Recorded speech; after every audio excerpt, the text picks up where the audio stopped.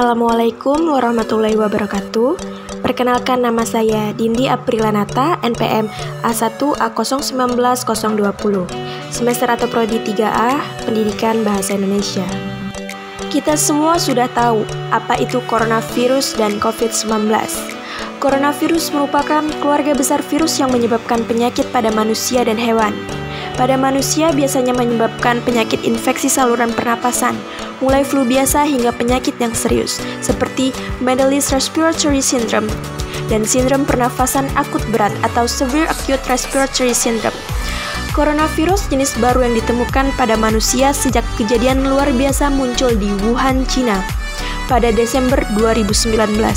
Kemudian diberi nama Severe Acute Respiratory Syndrome Coronavirus 2 dan menyebabkan penyakit coronavirus disease 2019. Tapi apakah kita sudah tahu bagaimana virus corona ini menyebar? Virus corona jenis baru ini merupakan virus yang menyebar terutama melalui kontak dengan orang yang terinfeksi melalui tetesan yang berasal dari batuk atau bersin, atau melalui tetesan air liur atau keluarnya dari hidung. Penting bahwa setiap orang mempraktikkan kebersihan pernapasan yang baik. Misalnya, pertama, tutup hidung dan mulut Anda dengan menggunakan tisu atau sapu tangan. Kedua, jika tidak ada tisu, bisa digunakan lengan dalam baju Anda. Ketiga, segera buang tisu yang sudah dipakai ke dalam tempat sampah. Keempat, cuci tangan Anda dengan air yang bersih dan sabun atau pencuci tangan berbasis alkohol. Lalu bagaimana cara mencegah COVID-19? Untuk mencegah penyebaran COVID-19 ini, hal yang perlu kita lakukan adalah cuci tangan kita secara rutin. Gunakan sabun dan air atau cairan pembersih tangan berbahan alkohol. Selalu jaga jarak aman dengan orang yang batuk atau bersin. Kenakan masker jika pembatasan fisik tidak dimungkinkan. Jangan sentuh mata, hidung, atau mulut Anda. Saat batuk atau bersin, tutup mulut dan hidung Anda dengan lengan atau tisu. Jangan keluar rumah jika merasa tidak enak badan. Jika demam, batuk, atau kesulitan bernafas, segera cari bantuan medis. Telepon terlebih dahulu agar penyedia layanan kesehatan dapat segera mengarahkan Anda ke fasilitas kesehatan yang tepat. Tindakan ini akan melindungi Anda serta mencegah penyebaran virus dan infeksi lainnya. Hal utama untuk mencegah penyebaran COVID-19 yang terutama adalah menggunakan masker. Masker dapat membantu pencegahan penyebaran virus corona dari orang yang mengenakannya kepada orang lain. Mengenakan masker saja tidak cukup untuk melindungi diri dari COVID-19, sehingga harus dikombinasikan dengan pembatasan fisik dan kebersihan tangan. Ikuti saran yang diberikan oleh otoritas kesehatan setempat. Seperti apa yang kita rasakan saat ini? Dengan adanya pandemi COVID-19 telah mempengaruhi setiap aspek dalam kehidupan kita, termasuk di dunia pendidikan. Stay safe dan penggunaan masker adalah jalan salah satu mencegah penyebaran COVID-19.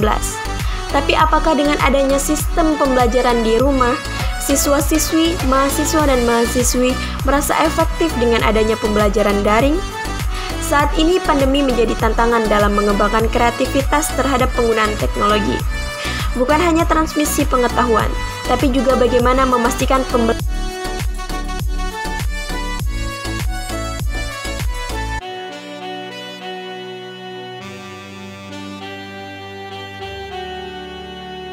Yang pertama adalah peran guru. Peran guru sangatlah penting dalam pembelajaran daring. Guru dituntut untuk berpikir kreatif dan inovatif dalam pembelajaran secara daring. Banyak anak yang tidak mengerti dan paham akan materi yang telah diberi karena penjelasan guru yang kurang efektif. Guru perlu memastikan proses pembelajaran berjalan dengan lancar melalui persiapan, refleksi, penjelasan materi, dan tanya jawab.